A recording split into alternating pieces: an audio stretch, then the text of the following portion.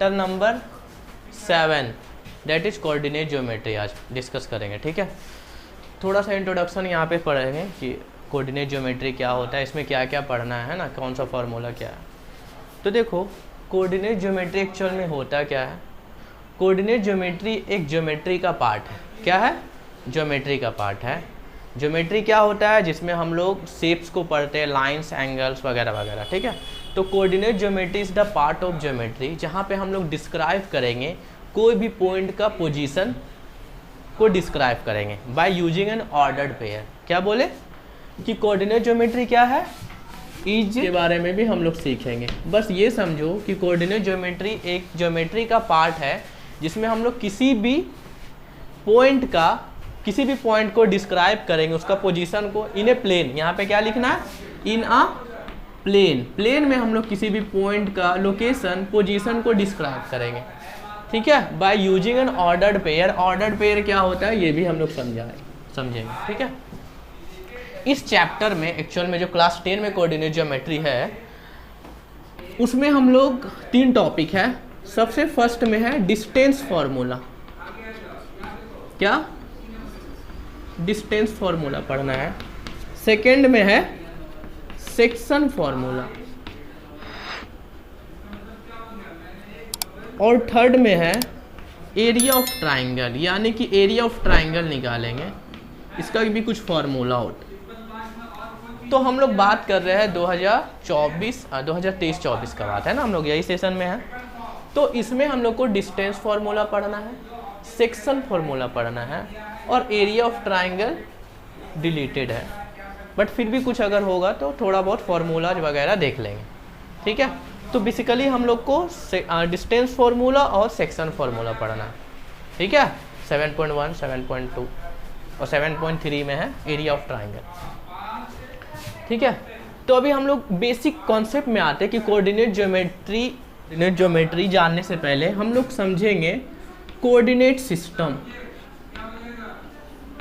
Coordinate system या Cartesian plane भी कहते हैं। और ये क्या होता है? देखो ये सब चीज़ पढ़ने से पहले ना ये सब बेसिक बहुत ज़रूरी है कि व्हाट इज कोऑर्डिनेट सिस्टम, है ना, क्या होता है एब्सिसा एक्स वाई। तो कोऑर्डिनेट सिस्टम क्या होता है उससे पहले हम लोग पढ़ेंगे नंबर लाइन। नंबर लाइन आता है ना सब लोग को? क्या होता है नंबर लाइन? इस तरह से इंटीजर्स पढ़े हैं 0, 1, 2, -1, -2 एंड सो ऑन, चलते चला जाएगा। तो एक हम लाइन ले लिए हॉरिजॉन्टल लाइन। ये क्या है? Horizontal number line. This is horizontal. थोड़ा सा बेसिक में जा रहे हैं हम लोग। और एक बात करते हैं हम लोग 0, 1, 2, -1, -2, इसे हम लोग कहेंगे वर्टिकल नंबर लाइन। ठीक है, क्लियर है? तो जब हॉरिजॉन्टल नंबर लाइन और वर्टिकल नंबर लाइन को आपस में परपेंडिकुलरली इंटरसेक्ट कराते हैं, क्या कराते हैं? परपेंडिकुलरली इंटरसेक्ट कराते हैं। डेट मीन्स कि इस तरह से ये है। ठीक है ना, तो यहाँ पे ऐसा हम लोग इंटरसेक्ट कराते हैं कि इसका 0 जो है ना वो कोइंसाइड कर जाता है। क्या कर जाता है? यानी कि ये 0 और ये 0 कहाँ पे है? यहाँ पे है। क्लियर ना? तो ये 1, ये 2, ये -1, -2, यहाँ पे -1, -2, यहाँ पे 1 और 2। समझ में आई बात? क्या बोले कि जब दो नंबर लाइन को आपस में परपेंडिकुलरली इंटरसेक्ट करवाते हैं सच डैट ऐसा करवाते हैं कि इसका जो 0 वाला जो पॉइंट है वो आपस में कोइंसाइड कर देता है, तो ये बनता है। इसी को हम लोग कहते हैं कोऑर्डिनेट सिस्टम। और ये जो कोऑर्डिनेट सिस्टम, ये जो 2 लाइन बना है, जो प्लेन में बना है, उसे हम लोग कहते हैं कार्टेशियन प्लेन या एक्स वाई प्लेन। अच्छा, एक्स वाई के बारे में तो बात ही नहीं की हम। ये जो होता है हमारा एक्स डैश, ये एक्स, ये वाई एंड वाई डैश। ठीक है, तो ये एक्स ओ और एक्स, ये ओ है। ठीक ना, इसे हम लोग कहते हैं एक्स एक्सिस। क्या कहते हैं? ये सब ठीक है ना, बेसिक पता है, नहीं है तो देख लो। और वाई डैश ओ वाई, इसे हम लोग कहते हैं वाई और ये दोनों मिला के होता है कोऑर्डिनेट एक्सिस। कोई दिक्कत? हाँ, एंड दिस पॉइंट को कहते हैं हम लोग ओरिजिन। क्या कहते हैं? ओरिजिन। ठीक है, थोड़ा सा बेसिक जा रहा है, किसी को आ रहा होगा तो शायद दिक्कत हो रहा होगा, लेकिन बेसिक इंपॉर्टेंट है। ठीक है, बहुत हम लोग पढ़ते हैं, बहुत सारा लॉन्ग मेथड से पढ़ते हैं, लंबा क्वेश्चन बनाते हैं, बट ये सब चीज़ नहीं आता है, जो कि बहुत बुरा बात है। ठीक है, तो क्या बोले कि ये वाला हॉरिजॉन्टल लाइन को एक्स एक्सिस और इसको वाई एक्सिस, और दोनों मिला के क्या बनता है? Coordinate axis, that is coordinate system. अगर कोई भी पूछे कोऑर्डिनेट सिस्टम क्या होता है, तो जब दो लाइन वर्टिकल लाइन और हॉरिजॉन्टल लाइन आपस में 90 डिग्री में इंटरसेक्ट करवाते हैं, ऐसा इंटरसेक्ट करवाते हैं कि उसका जीरो जो है वो कोइंसाइड कर जाए, तो ये हमारा क्या बनता है? Coordinate system. ठीक है, समझ में आई बात? अब हम क्या बोले थे कि ऑर्डर्ड पेयर क्या होता है? ऑर्डर्ड पेयर क्या होता है? अभी ओरिजिन वाला को हम मिटा देते हैं। तो मान लो कोई भी पॉइंट है, हम क्या बोले कि इसमें किसी पॉइंट का पोजीशन कोई प्लेन में डिस्क्राइब करना है, यही ना कोऑर्डिनेट ज्योमेट्री। तो मान लो यहाँ पे कोई पॉइंट है, सपोज दैट यहाँ पे, ठीक है, ये पॉइंट P है। तो इसका अगर हम लोग पोजीशन देखें विद रिस्पेक्ट टू x में, तो ये 2 हो जाएगा और ये क्या हो जाएगा? 2 और 1। तो this is an ordered pair. ये क्या है?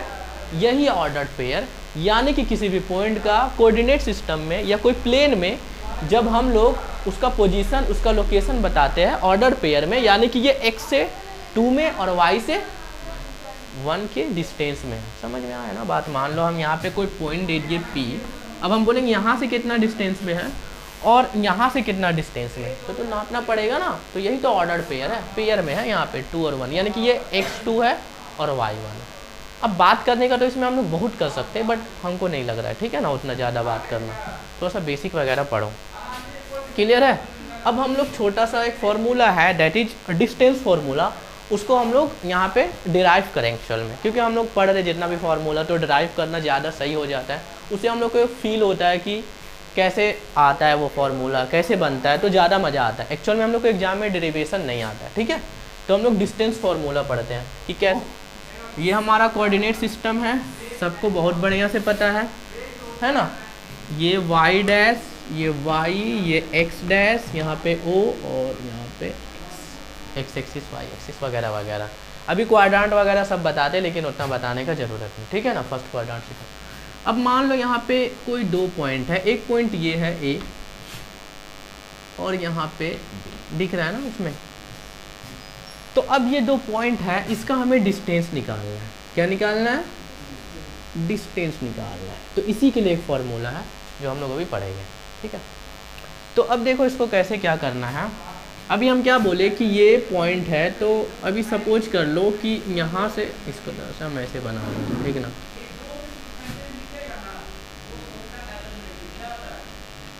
ठीक है, तो इसको हम लोग मान लो ये जो डिस्टेंस है ना यहाँ से यहाँ, इसका नाम दे देते हैं कुछ भी, ABC, और यहाँ पे हम लिख दिए MPQ, P और Q, ठीक है। तो O और P का जो डिस्टेंस है वो कितना है? x1। देखो समझो, ये हॉरिजॉन्टल में x होता है और वर्टिकल में y होता है, और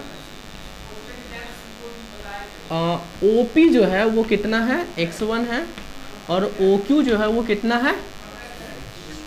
क्लियर है? यहाँ पे y1 और यहाँ पे y2, क्या?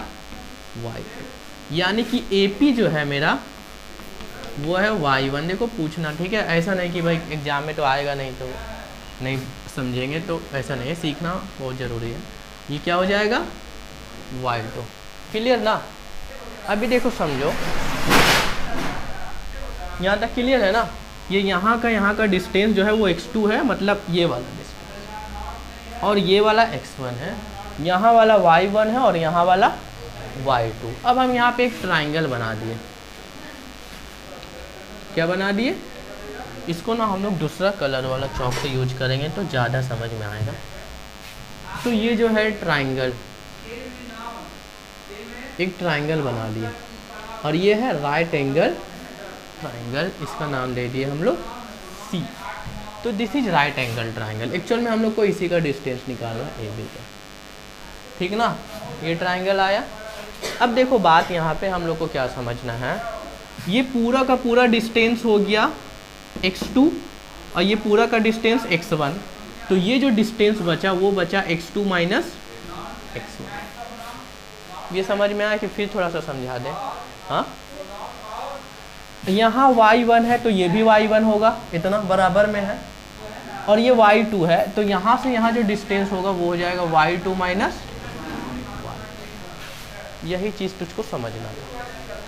ये x2 माइनस x1 है तो ये भी x2 माइनस x1 होगा।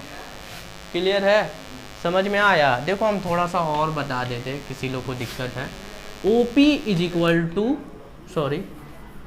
OQ is equal to OP plus PQ, है ना। तो OQ और ये OP इधर चला आया तो यहाँ पे PQ बचा, तो OQ है मेरा x2 और OP है x1 is equal to PQ। तो PQ मेरा कितना हो गया x2 माइनस x1। तो ये जो PQ बोलो या AC बोलो ये आपस में क्या है, बराबर है ना। तो x2 माइनस x1। उसी तरह से यहाँ पे अगर हम बात करें तो क्या हो जाएगा, BQ is equal to BC plus QC, ठीक है।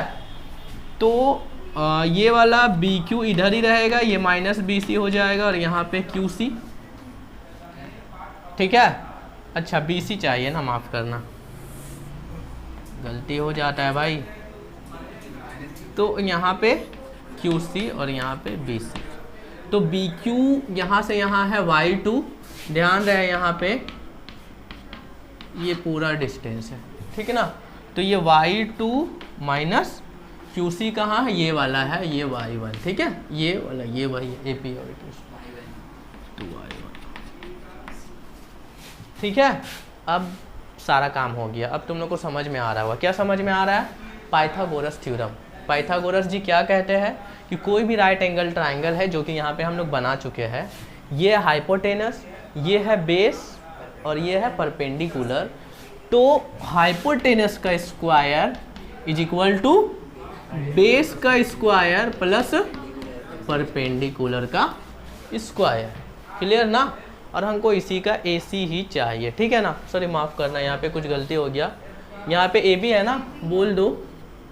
तो AC क्या है मेरा, x2 माइनस x1 का होल स्क्वायर। फिर BC y2 माइनस y1 का होल स्क्वायर, और यहाँ पे AB का स्क्वायर, तो स्क्वायर हट गया तो चला गया रूट। तो दिस इज डिस्टेंस फार्मूला। क्या है ये, कि कोई भी दो पॉइंट का डिस्टेंस जो होता है हम लोग इस तरह से, उसका दो कोऑर्डिनेट जो है वो क्या है x। अच्छा माफ़ करना, थोड़ा सा मिस्टेक हो गया। इस पॉइंट का कोऑर्डिनेट हम लोग x1 और y1 लेंगे, और इस पॉइंट का कोऑर्डिनेट ये पहले हमको लिखना था, ठीक है ना। मतलब इसका कोऑर्डिनेट्स है x1 y1 और x2 y2। यानी कि कोई भी दो पॉइंट है, सपोज डेट यहाँ पे A और B है, इसका कोऑर्डिनेट है, कोऑर्डिनेट समझ में आता है ना, और यहाँ पे x2 और y2 है। तो ये दोनों के बीच का जो डिस्टेंस होगा ये AB कैसे होगा, x2 माइनस x1 का whole square plus y2 minus y1 का होल स्क्वायर। तो दिस इज डिस्टेंस फॉर्मूला। समझ में आई बात। सपोज डैट कि यहाँ पे एक पॉइंट है, इसको मिटा देते हैं हम, मिटा देना। यहाँ पे लिखते हैं हम लोग, ये पॉइंट है A, इसका मान लो 4 और 2 है इसका कोऑर्डिनेट, और यहाँ पे B है, इसका 6 और 4 है कोऑर्डिनेट, ठीक है। ऐसा हो सकता है। अब इसका हमको डिस्टेंस निकालना है। क्या निकालना है, ये दोनों के बीच का डिस्टेंस। तो क्या निकालेंगे हम लोग, AB is equal to x2 minus x1 का whole square plus y2 minus y1 का होल स्क्वायर। देखो यहाँ पे ये x1 हो जाएगा और ये y1, ठीक है, और ये हो जाएगा x2 और y2, ठीक है। तो अब देखो क्या हो जाएगा, x2 है मेरा 6, क्या है 6 माइनस x1 क्या है 4 का होल स्क्वायर प्लस y2 क्या है 4 माइनस y1 क्या है 2 का होल स्क्वायर। तो यहाँ पे 6 माइनस 4 2 का स्क्वायर और यहाँ पे 4 माइनस 2 का स्क्वायर, ये हो जाएगा 4 प्लस 4 यानी कि 8 यानी कि 2√2 यूनिट। अभी इसका कोई यूनिट नहीं है, ठीक है ना। तो इस तरह से हम लोग डिस्टेंस फार्मूला से कोई भी 2 पॉइंट का डिस्टेंस निकालते हैं। समझ में आई बात, क्लियर है ना। तो हम लोग एक्सरसाइज 7 पॉइंट इसी के बेसिस पे सारा क्वेश्चन करेंगे, फिर 7.2 में सेक्शन फार्मूला। तो इसको जाओ घर में अच्छा से पढ़ो समझो, और कोई डाउट है तो पूछ लो। डिराइव तुमको समझना है, करना नहीं है।